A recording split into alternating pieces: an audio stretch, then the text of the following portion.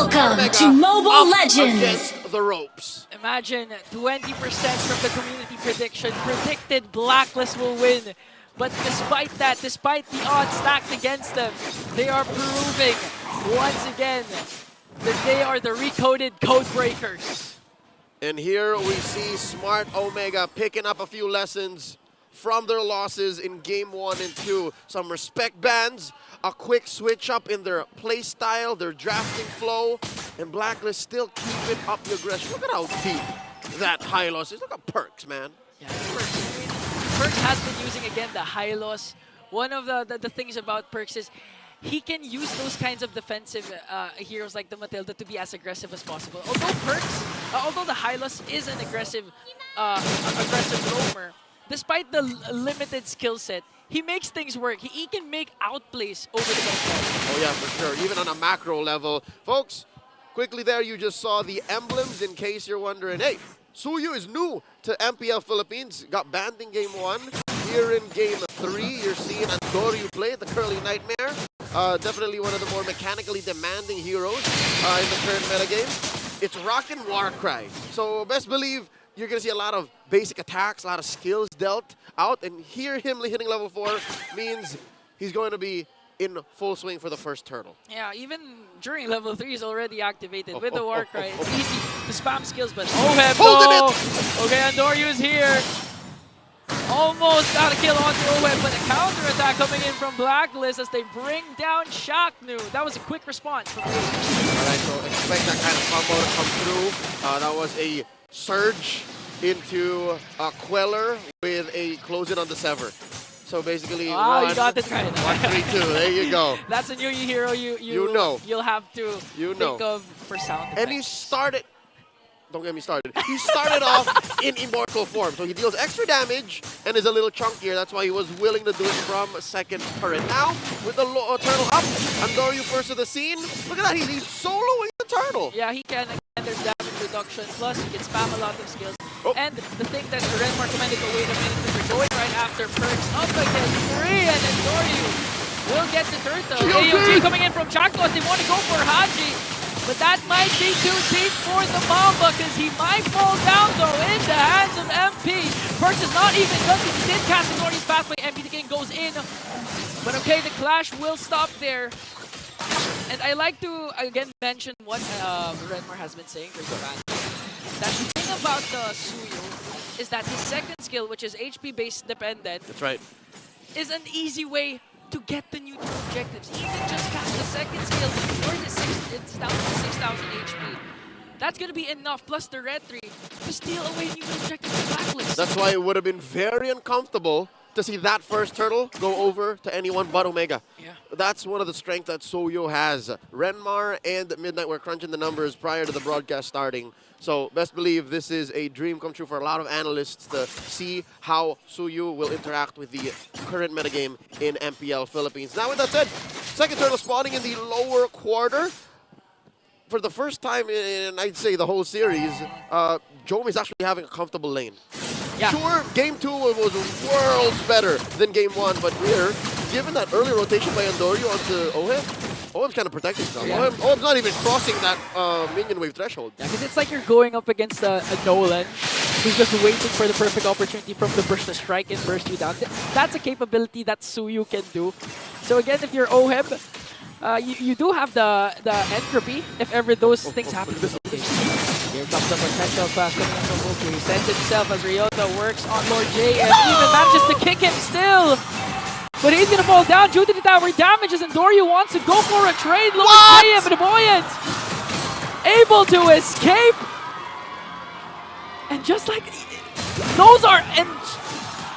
Man, they're just literally snowballing right now on the top lane to the bottom lane and now to the turtle. Coast to coast miscommunication. Dome got caught out. This takeoff top lane, Lord JM got away with it. And here we were hyping the Suyu to be such a menace, to be such a killer.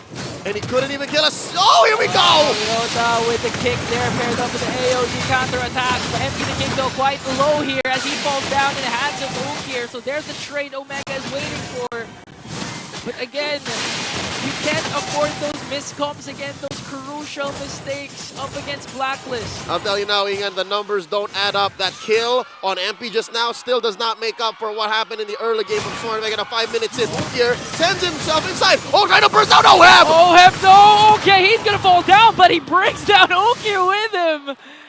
Still, OHEB finds a trade, and the cherry on top is Lord JM was able to take down the turret up top. Smart Omega, seemingly about 5 to 10 seconds behind Blacklist. In their head, it looks like they know what the correct thing to do is, or the plan, right? But it seems like in execution, it takes a while for it to go to their brain to send those electrons and those surges down to their nerves and to do it actually. Yeah, it's a very fast-paced game. You can't blame them. It requires a lot of coordination. But right now, looking at the lineup of Omega, they do have Suyu, they do have the Louis that they've been phenomenal with when it comes to those outplays, especially when with those neutral objectives. And who could forget the performance of Ryota with the Cho? When it comes to crucial crunch times, you can expect Ryota to get a huge win with the Dragon.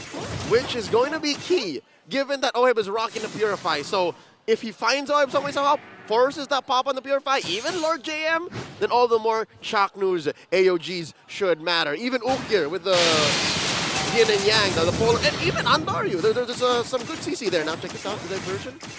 Finds Ukir and Ryota down here. Chaknu looking for the sandwich play. Haji from the flank. Oh, they're going for the push. Just want to go for objectives right now. Just try to play passive as possible. Again, Blacklist still has the lead. And now they're going to go for a trade because they know that MPD King will try and work up. But here comes the Suyu. Will we see a Retribution steal? Because it's really going to be easy for him! And that's what the panel has been saying, but Blacklist is now mad. They want to go for the counter-attack, back to go there for the AOG. Jome as well. Will he be able to cast the ultimate? He doesn't need to because Haji will fall down. And Ryota wants to go for another pickoff though. As they work onto the middle lane, Lord JM has to walk away. And this is the answer the Barangay has for Blacklist. A single surge into a Sever plus the Retribution took away what MP the King was cooking. And Andaryu takes that last turtle for the Barangay, plus a push in mid and top. Yeah, the problem for Blacklist right now is how do you deal with the Suyu? Midnight Redmar mentioned this during our bonding. Nothing short of a Kaja. Kaja Kupra only. You need the suppress, you need the catch. And right now, they can only rely... Yeah, Franco. They can only rely on the first skill of Perks. The stun. And a perfect Frigid Glacier. Yeah, but the problem is, with the cooldowns of the skills of Suyu, it's easy to avoid the casting of the Frigid Glacier. So it's going to be tough. We're seeing a spike in Omega's efficiency. Ladies and gentlemen, there's a small gap between MP and Andaryu, but a larger gap here between mid lane. You see this, about 1,000 gold between Ukir and Haji.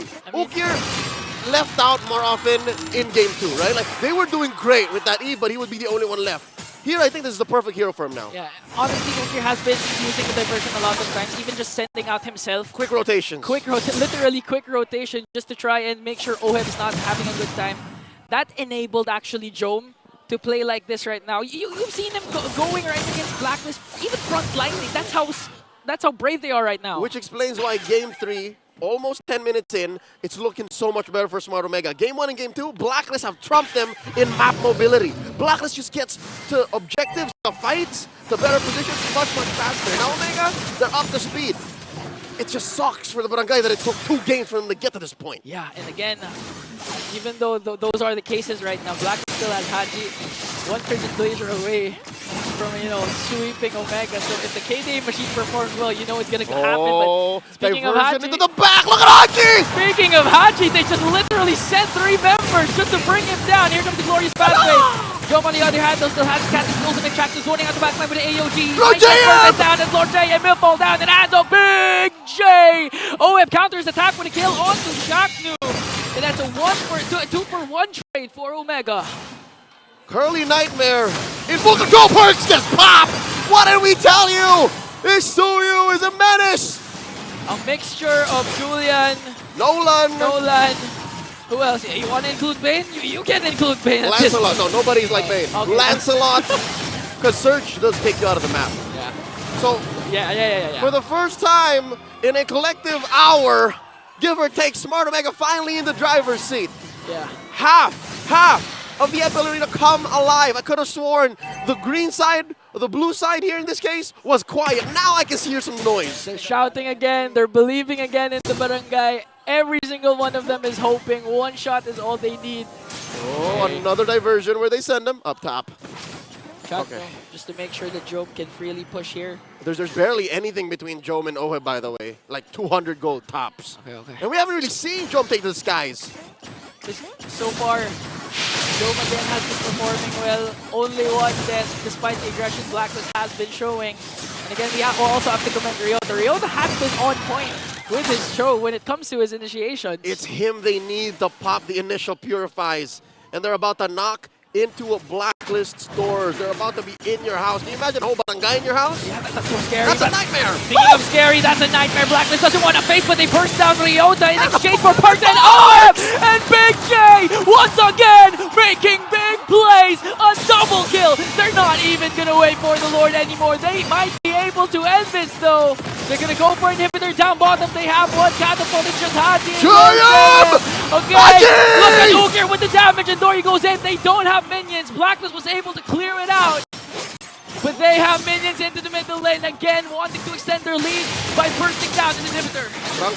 Tranquilo, barangay. Patience. It took a while for you to get to this point. If they forced any more, MP would have jumped in and punished them. But right now, they've cracked down that inhibitor in bottom.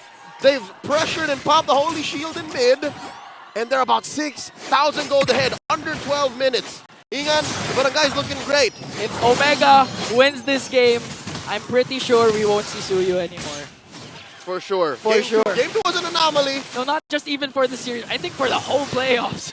Then Chip has a friend. They can both hang out in the fan section. About a minute until the Lord spawns. Lower quarter of the map. That means Blacklist's long lane defense is better, given that that lane hasn't been cracked just yet.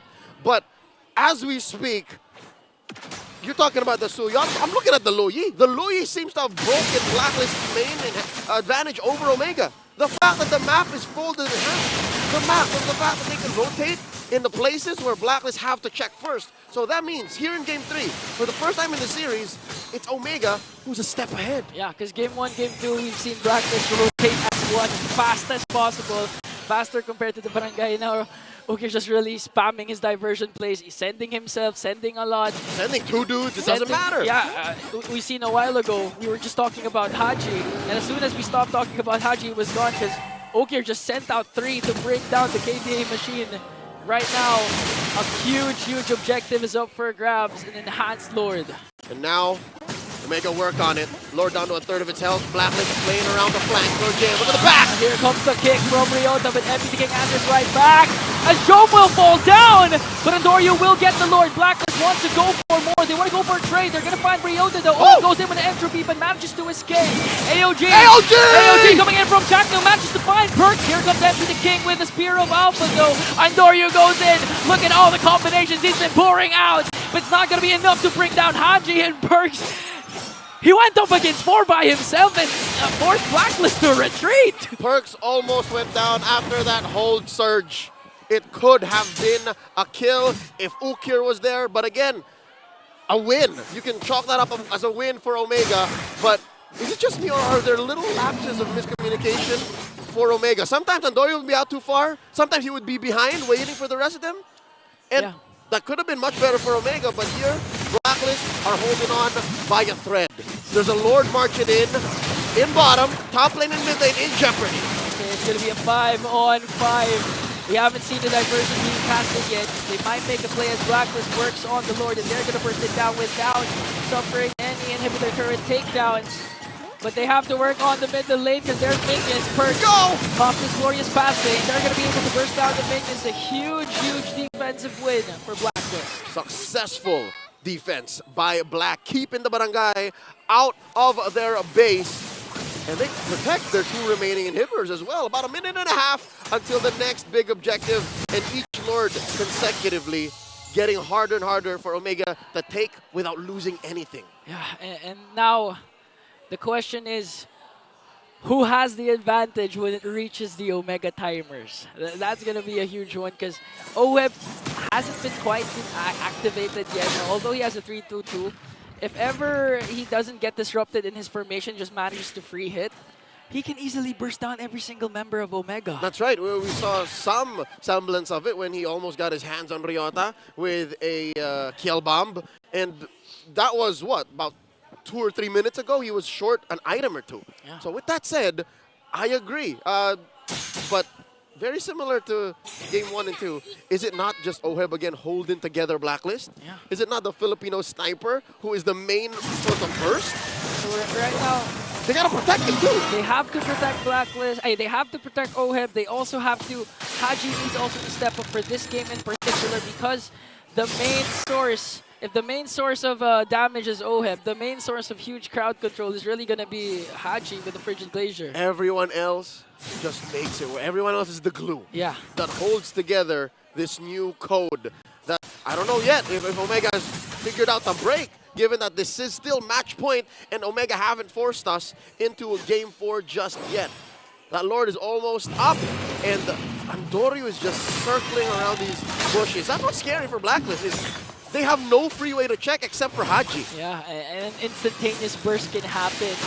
2-0-5 for Andoryu. And when it comes to retribution battles, it's not a matter of skill issue, it's a matter of who has the better chance of getting it with their kit. And Andoryu so far has better because of the second skill and the retribution. Sever acts like, oh wait, here we go, a kick by Ryota! Oh, paired up with the AOG, gonna catch Ree onto the backline. Everything has to go away, but look at the damage coming in from Oak here. Pops Haji's Pride of Ice. Andoryu gets a killing spree. They didn't even mind the Lord first, they wanted to go for the kills. And now Omega will have an uncontested Lord take. A full-on turn by the Barangay, leading to a TKO on Black. Not all of them, I'd say 3 or 4 of the members, save for Prince who also fell. And now there's a free objective for the Barangay to put the Lord on lock, and it's gonna spawn in the bottom lane. All right, Ingan, hear me out. Okay. Hear me out. What if this next fight doesn't even lead to many kills? What if this is just to clear these inhibitors and then Omega deny Blacklist the fight? That's what I'm thinking. It's possible. It's a huge possibility, especially if they don't manage to pop OHEB's Purify and he's just able to free it and try to defend this like what he's doing right now with the entropy. Oh, there's a diversion. They're just they're debating it. Okay, that's a distraction diversion right now as Blacklist tries to work on the Lord. They're going to burn down the inhibitor in the middle lane. Jack goes in with the AOG. Look at the diversion. This burst of rotation coming in from Ukir, catching more the damage. Burst has to walk away, has to heal up though. They're able to take care of the minions, but right now there's one in the middle lane. Top lane not yet covered, so Blacklist has one inhibitor left, and right now they're taking a page out of the book of Omega, which is just defense. Hold on, eventually we can come back. As long as this base stands, so do we. And as long as we stand, we fight. And as long as we fight, we have the chance to prevail. 2 lives in the upper bracket await. Whoever wins this series in Blacklist, just a win away. Something to consider. The whole deny the fight, that's what an old Omega would have done. But the new Barangay, especially this new Barangay that's at match point of losing and getting knocked out of the play-ins, they're patient. This is their second or third call at saying, you know what, let's just hold it back. I actually agree. I'm actually thinking right now, what if the diversion of Ukir, he sent out someone? What if, right? What if? Imagine what could have gone. And that all the more erases any of my assumptions and my thoughts of maybe they're disconnected. Because there they were clearly talking. Yeah, but right now, what Omega needs is not the new Barangay, it's honestly the old Barangay. They need a little bit of Asim. They need a little bit of Asim, they need Omega timers, they want the late game to do the job and extend the series. That's what we're expecting from Shaknu himself.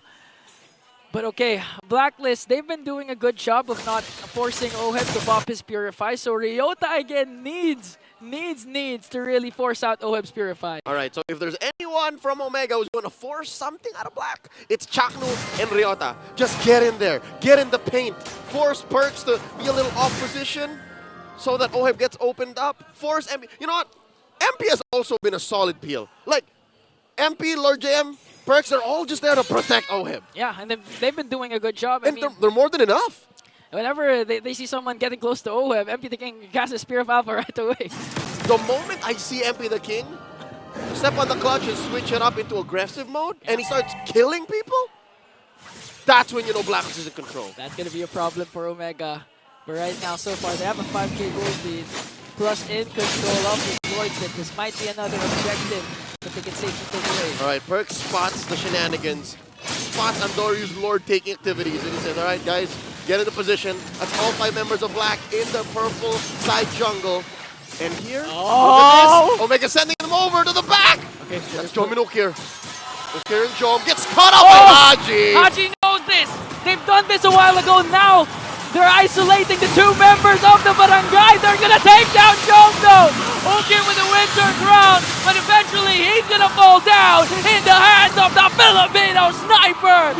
Shakdu as well. Only Ryota and the curly nightmare. Oh no. The death timers, Leo! I'll tell you now, 3 for the Lord, not worth it. Earlier, maybe 1 it was, but this time, just Andoryu and Ryota and all 5 members of Blck are still here. This Lord is a liability. And they're gonna catch Ryota with MP the King's ult there. Buying time. Buying enough time, and I think that's enough time for the barangay. No inhibitor turrets taken down, but a huge momentum Ryota's swing. losing! Look, Ryota's losing! Oh no! They even captured the glorious pathway just to make things faster! And we are on the verge